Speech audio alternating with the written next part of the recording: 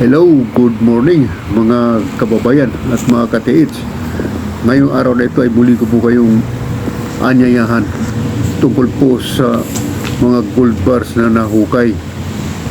At bago po tayo magpatuloy, kung kayo po ay baguhan pa lamang sa aking channel, ay mangyaring huwag po ninyong kalimutan na mag-like at i-subscribe po ninyo yung aking munting channel.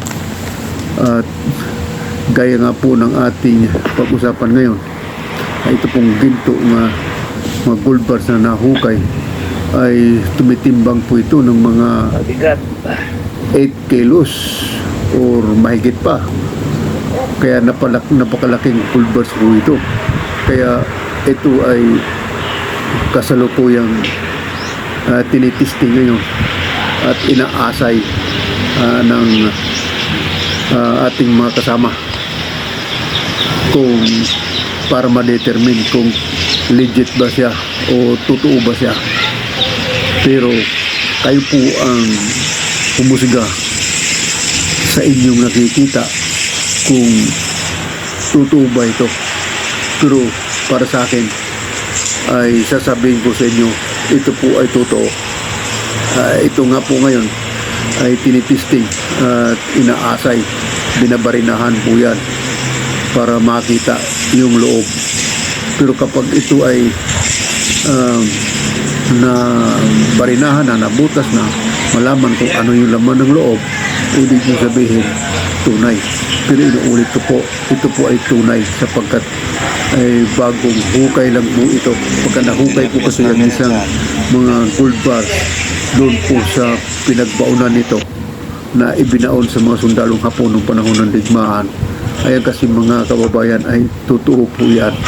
No? Wala pong fake na gold bars ang dala ng mga Hapon noong mga panahon ngayon.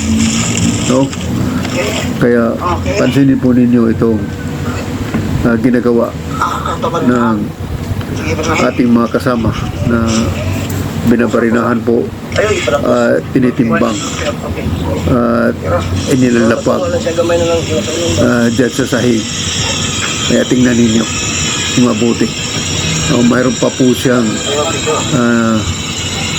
mga balot na alikitran sa gold bars. Nakita ninyo yung mga itim-itim na yan, alikitran po yan, nakabalot siya. Itong klaseng ginto nito mga kababayan ay umaabot ng mula ng 6 kilos hanggang 12 kilos yung size ng mga ginto na ito.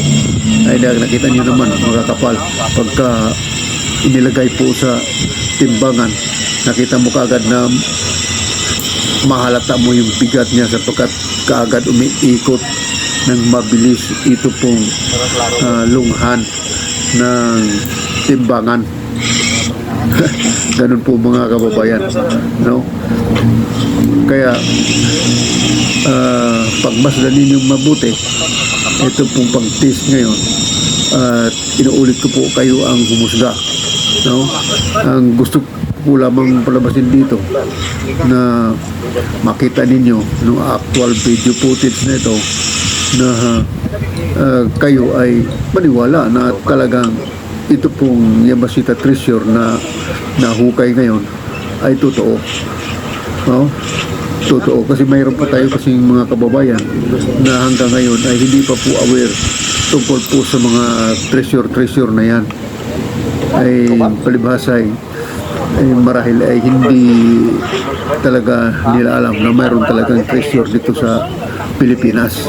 Ay dahil nga po dala noong mga sundalong Hapon na yung mga kayamanan na yan ay niransak doon po sa mga bangko, sa mga central bank, sa mga bansa na kanilang pinagdadaanan.